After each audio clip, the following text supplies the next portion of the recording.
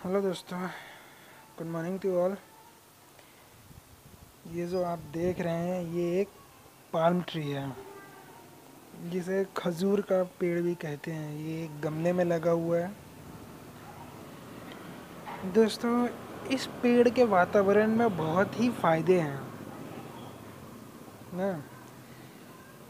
जैसे कि बीचेस पे आपने देखे होंगे पाल्म ट्री लगे होते हैं, बड़े बड़े से, लंबे लंबे से।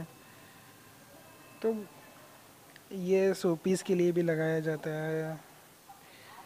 और ये जो पाल्म ट्री है इसके कई सारी वैरायटीज़ होती हैं।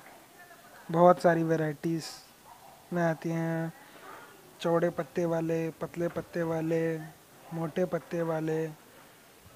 नारियल भी एक इसी के फैमिली से एक बिलोंग करता है, मतलब इसी की कैटेगरी में एक आता है। जैसे कि एक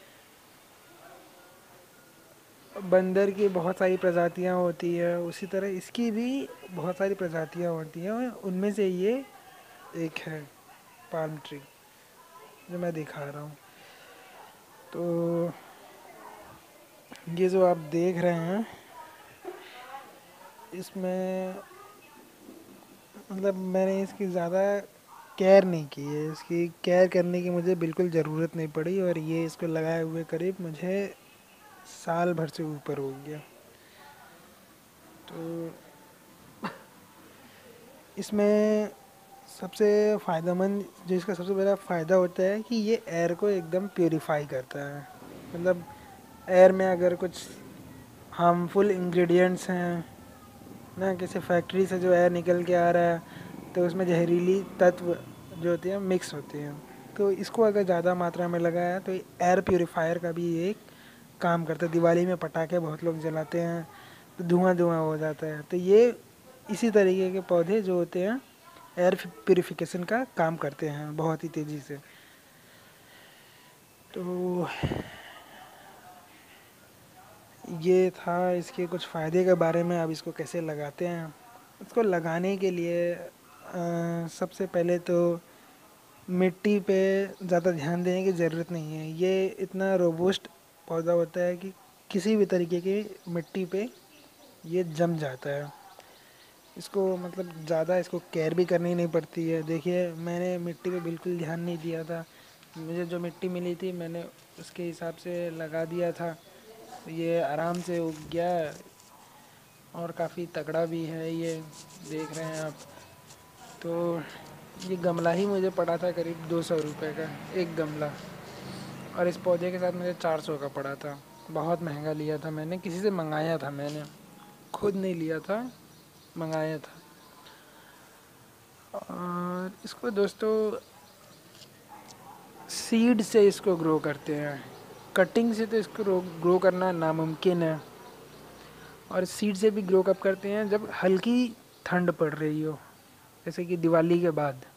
सबसे अच्छा दिवाली में ही लगा दें, दिवाली के एक दो हफ्ते पहले, एक हफ्ते पहले लगा दें इसको।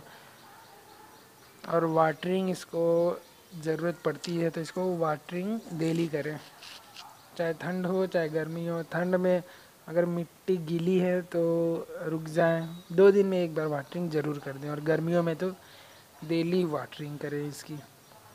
पानी की इसको बहुत ज़रूरत होती है क्योंकि ये एक हैवी पौधा होता है। तो ये था मेरा पाम का ट्री है जो आप देख रहे हैं। बहुत ही खूबसूरत लगता है मुझे।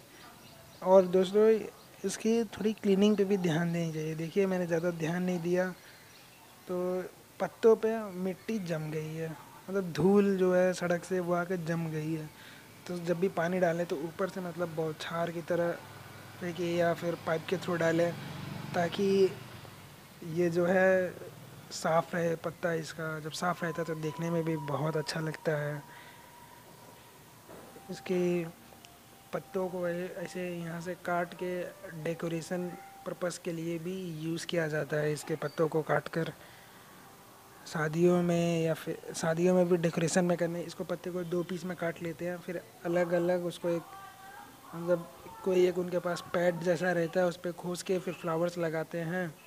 तो डेकोरेशन के काम में भी बहुत आता है।